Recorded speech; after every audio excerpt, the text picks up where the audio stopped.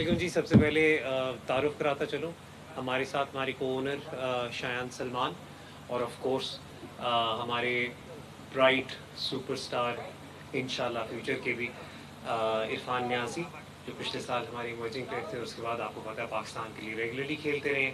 मैं Haider as a team director. जो आपके सवाल हैं जैसे भी आप प्रोसीड करना चाहें। हैदर भाई, हमने देखा कि कराची किंग ने पहली बॉल में छक्का लगाया और डेविड वार्नर को पिक किया और आखिर में केन विलियमसन को ले लिया। तो इसकी कोई खास वजह, बहुत ज़्यादा किस माइंडसेट के साथ जा रहे हैं? देखिए, एक तो पहली बात यह कि पहले तो आई थिंक हम सबको क्रेडिट देना चाहिए इस दफ़ा पीएसएल की मैनेजमेंट को कि इतने सिग्निफिकेंट और इतने बड़े नाम थे कि हम उसके अलावा भी असेस कर सकते थे। हमारी प्लानिंग बहुत सिंपल थी कि अगर डेविड वार्नर मिस कर जाते हैं, लाहौर मिस कर जाता है, तो वो हमारी प्रायोरिटी नंबर 1 थे।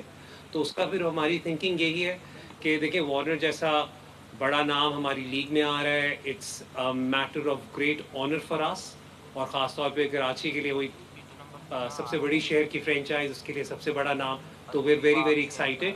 अब यही है कि इंशाल्लाह ताला इस दफ़ा जो हमारी परफॉर्मेंसेज हैं, क्योंकि पिछले साल हमने रीबिल्डिंग स्टार्ट की थी, मैं अपने बड़े नामों के साथ तो एक्साइटेड हूँ ही, लेकिन मेरे लिए ज़्यादा बड़ी एक्साइटमेंट ये है कि जो हमने 1.5 साल पहले एक मिशन स्टार्ट किया था कि टीम को रीबिल्ड करेंगे लोकल कोर के साथ, वो हम इस ड्राफ्ट में काफ़ी हद तक कर चुके हैं। Kane Williamson of course, I mean वो तो जब सप्लीमेंट्री में हमारी बारी तक थे तो we couldn't believe our luck. तो केन विलियमसन को हमने उस वक्त फिर टारगेट किया। लेकिन मैं सबको ये भी बताता चलूँ, केन विलियमसन की अभी पार्शियल अवेलेबिलिटी है।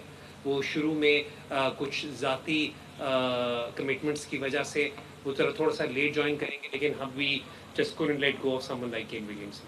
जी Zulfikar.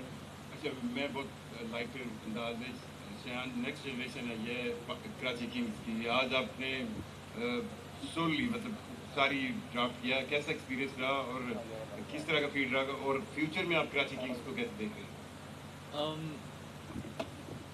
I'm really excited for the future of Karachi Kings. The management is amazing. We left this year's draft up to them and put full trust into them this season. And I'm really excited for the next few seasons because I feel like the way it's going on right now, the way the team has been revamped, the way we've done stuff this year and last year also has really changed the way Karachi Kings is now looking. And I'm excited for the future of that as well.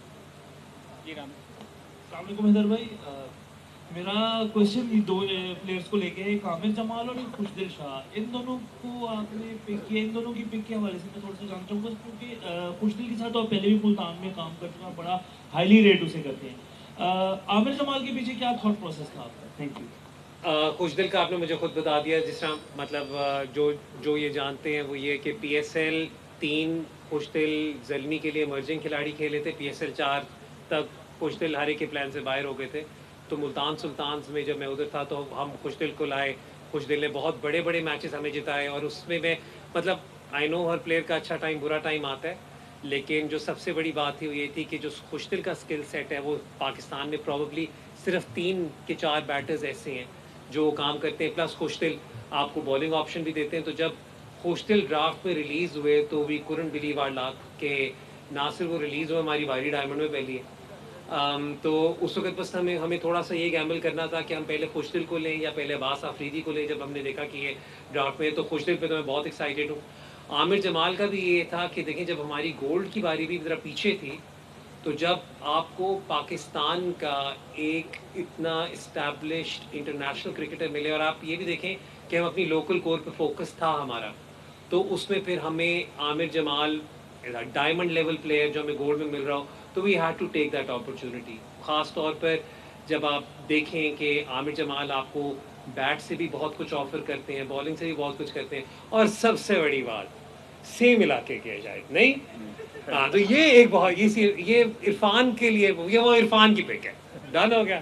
चलिए जी इरफान भाई, PSL में हमने देखा कि mostly आप कराची से भी जो लोअर ऑर्डर में बारी लेने के लिए आते हैं, क्या हम देखेंगे थोड़ा कराची किंग्स की तरफ से जब हम डोमेस्टिक क्रिकेट PSL लाइव देख रहे हैं तो उसमें ऊपर थोड़ी बारी लेंगे? और साथ ये भी बता दीजिएगा, क्योंकि अप्रैल में मई में PSL होनी है, तो तब फास्ट बॉलर और बैटर बहुत ज़्यादा इंपॉर्टेंट होते हैं, स्पिनर को इतनी ज़्यादा हेल्प नहीं मिलती। तो उसके हवाले से अपने कम्बिनेशन का भी बता दें, फास्ट बॉलर और बैटर पूरे। फर्स्ट ऑफ ऑल तो मैं ये तो श्योर नहीं बता सकता कि मैं किस नंबर पर बारी करूँगा, लेकिन कोशिश ये है कि जिस नंबर भी बारी मिलेगी तो मैं अपनी टीम के लिए सबसे अच्छा करूँ। और जिस तरह आप कह रहे हैं कि उस हिसाब से हमारी टीम का कम्बिनेशन बहुत आ रहा है, हमारे पास सारी जितनी भी ऑप्शन हैं वो फुल हैं, तो जो वहाँ पे सूट करेगा हम इंशाल्लाह उनके साथ जाएंगे। अच्छा इरफान, हैदर भाई, हमने देखा है डेविड वार्नर आपने ले लिए, केन विलियमसन ले लिया, शान मसूद ले लिए, तीनों टॉप ऑर्डर के बैट्समैन हैं। तो कहीं आपने अपने लिए खुद के लिए मुश्किल क्रिएट तो नहीं करनी कि किसको खिलाना है? साथ नीचे अगर हम आमिर जमाल और हसन अली को देखें, वो भी सेम लाइक प्लेयर्स हैं, तो कहीं आपने अपनी मुश्किल तो नहीं क्रिएट कर ली कि किसको प्लेइंग इलेवन में लाना, किसको ड्रॉप करना? वो नहीं, अंग्रेजी में कहते हैं गुड हेडेक टू हैव। एक तो वो वाली बात होगी, लेकिन देखिए इस वक्त हमारी जो इस वक्त थिंकिंग है वो यही है कि पिछले साल, सवा साल, 1.5 साल से शान मसूद ने मिडिल ऑर्डर में कतरे बेहतर बागियाँ ली हैं।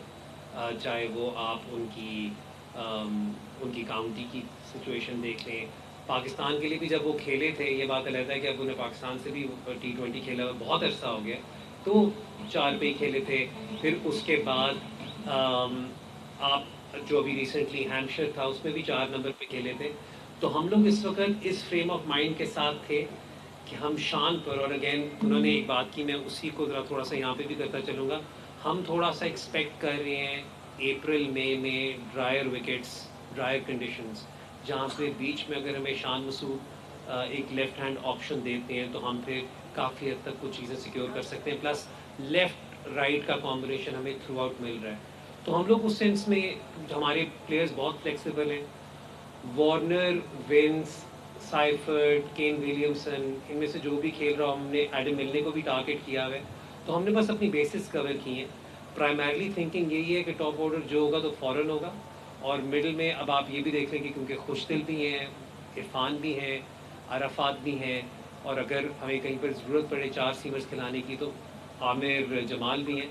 तो आमिर जमाल और मैं हसन को थोड़ा सा डिफरेंट रखूँगा, क्योंकि आमिर जमाल शायद आपको बैटिंग में कदर ज़रा ज़्यादा देते हैं, जबकि हसन पिछले साल आई नो उनकी परफॉर्मेंसेज अंडर द रेडार चली जाती हैं, बट आप किसी भी मेजर से अगर देखें तो पिछले साल he was one of the top 6 performers of the PSL।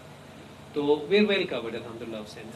Second last question. अच्छा इरफान, मेरा आपसे सवाल है कि आप अभी अपनी कैटेगरी से सेटिस्फाइड हैं, जिस कैटेगरी में आप फॉल कर रहे हैं, और दूसरा कि कोई ऐसा प्लेयर जो कि आप समझते थे कि काश ये प्लेयर कराची में होता और आप लोग उन्हें पिक नहीं कर सके?